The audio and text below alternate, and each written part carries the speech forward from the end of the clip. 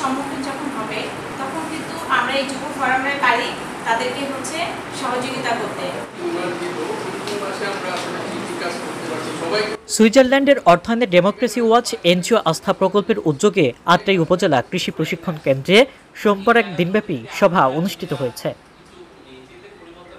বিস্তারিত থাকছে দেশ দেশান্তর 24-এর রাজশাহী বিভাগের ব্যুরো প্রধান কামাল উদ্দিন টগরের পাঠানো তথ্য ও চিত্রে।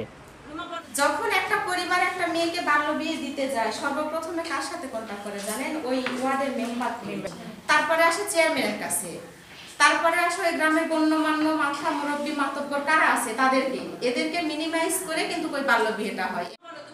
উন্নয়ন বিষয়ক নানা সমস্যার স্থানীয়ভাবে সমাধান খুঁজে বের করার লক্ষ্যে এই সভায় উপজেলা পর্যায়ে যুব ফোরামের নিজস্ব উদ্যোগ গ্রহণের বিষয়ে আলোচনা করা হয়।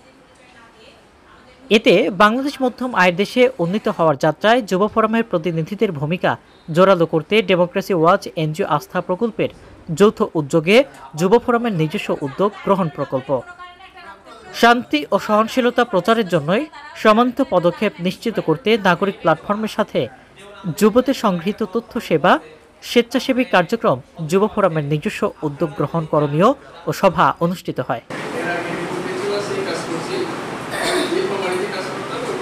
ডেমোক্রেসি ওয়াচ এনজিও আস্থা প্রকল্পের জেলা সমন্বয়কারী কামাল হোসেন শাহ এর সভাপতিত্বে অনুষ্ঠানে উপস্থিত ছিলেন ডেমোক্রেসি ওয়াচ এনজিও আস্থা প্রকল্পের senior field officer Rima Akter, Naogaon জেলা সমন্বয়কারী মিনহাজ উদ্দিন, আস্থা প্রকল্পের আত্রাই কমিটির সদস্য মিতুমণি, আসিফ হাসান, আকাশ প্রামাণিক, ইমরান হোসেন সহ আত্রাই যুব ফোরামের সকল সদস্যবৃন্দ।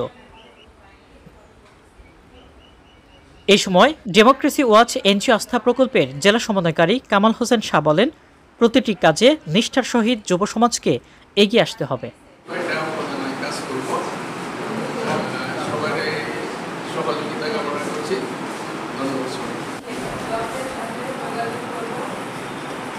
ক্যামেরায় ছিলেন আসিফ, দেশ দেশান্তর 24, নওগাঁ।